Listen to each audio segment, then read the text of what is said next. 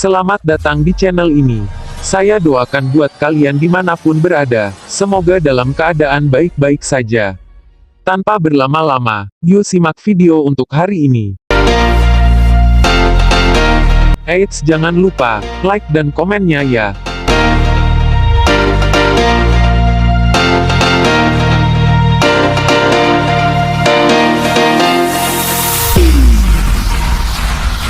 Meski kerap dicemooh sebagai motor metik murah, kesuksesan yang diraih Honda Beat tidaklah main-main. Kuda besi ini dinobatkan sebagai produk roda 2 terlaris di Indonesia. Bahkan Presiden Direktur PT Astra Honda Motor (AHM), Toshiyuki Inuma mengklaim Beat sebagai skutik Honda paling laku di dunia. Sebagai skutik Honda terlaris di dunia, All New Beat Series memiliki perubahan platform secara keseluruhan dengan mesin dan rangka baru, serta desain, performa dan juga fitur, kata Inuma. Lalu seperti apa perjalanan Beat dari tahun ke tahun, sampai menjadi produk terlaris? Untuk mengetahui lebih dalam soal motor metik Honda ini, simak ulasan berikut. Sebelum video berlanjut, yuk klik dulu tombol loncengnya agar tidak ketinggalan info terbaru mengenai motor Honda dari channel ini. Perlu diketahui, Honda Beat bukanlah motor metik pertama yang dijual pabrikan berlogo sayap di Indonesia. Produk pertama Honda di kelas skutik untuk pasar tanah air justru Vario, meluncur 2006. Hanya saja, ketika itu penjualan Vario tidak terlalu laku. Penjualannya masih kalah dari Yamaha Mio sebagai petahana. Namun sejak 2008, semua berubah untuk Honda. Kelahiran Honda Beat untuk pertama kali sukses mengubah peta pasar otomotif tanah air. Honda Beat generasi pertama. Sejarah Honda Beat dimulai pada 2008 dan kehadirannya sebagai pesaing dari Yamaha Mio. Di awal kemunculannya, Honda membekali motor metik ini dengan kapasitas mesin 108 cc, 2 katup dengan sistem karburator. Sementara soal tangki bahan bakar, kapasitasnya cuma 3,5 liter. Salah satu ciri khas dari Beat yang juga dikeluhkan oleh penggunanya adalah suara starternya yang berisik. Namun di sisi lain, mesin motor ini jadi mudah diotak-atik lantaran pakai karburator. Oleh karena itulah, Honda Beat generasi pertama sampai sekarang masih banyak diminati oleh pembeli di pasar motor bekas. Dari segi desain sportif, Honda Beat keluaran pertama sukses mengambil pasar unisex, laki-laki dan perempuan. Sementara Mio generasi awal, tampil lebih cantik untuk perempuan saja. Ciri khas lain, lampu depan dan sein terintegrasi, semuanya masih pakai teknologi bohlam.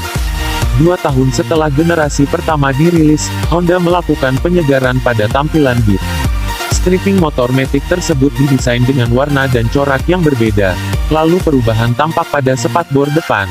Bila Honda Beat keluaran pertama pakai spakbor pendek dan letaknya agak menempel ke ban, maka Beat Facelift 2010 pakai spakbor depan yang posisinya mendekat ke tameng dan lebih panjang.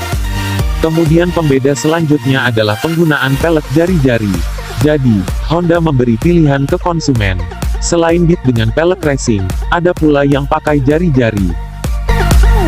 Honda Beat generasi kedua dengan teknologi injeksi.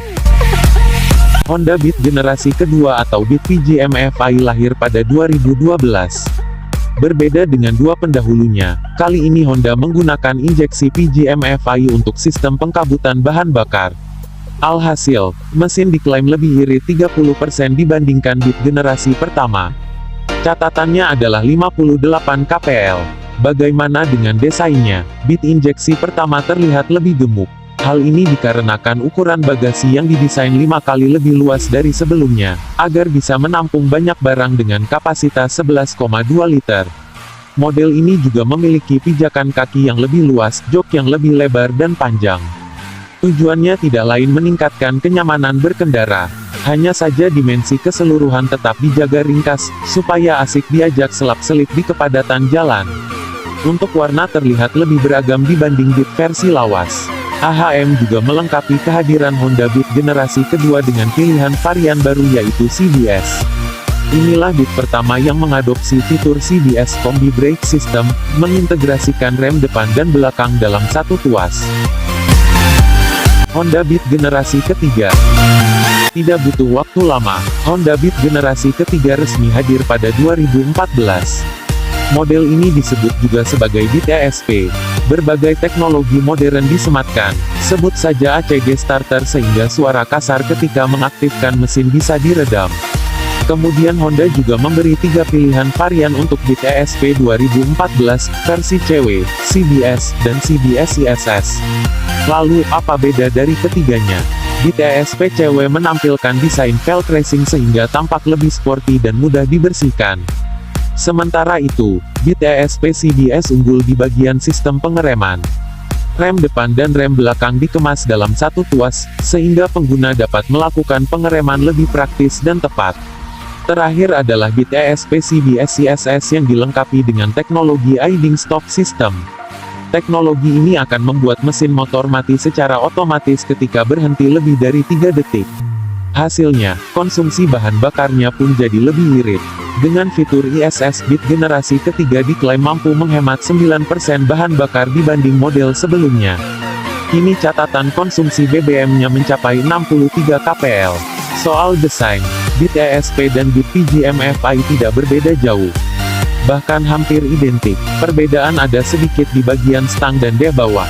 Pada 2014, hadir pula model Beat Pop ESP bersamaan dengan Beat ESP. Tampilan Beat Pop ESP terlihat lebih imut dan bodinya membulat. Mengikuti tren terkini, desain stripping Beat Pop ESP terlihat lebih fun dan ekspresif. Warnanya pun terlihat lebih bergaya dan tampilan Beat Pop ESP secara spesial disuguhkan untuk para remaja yang gemar mengekspresikan diri lewat ragam kegiatan.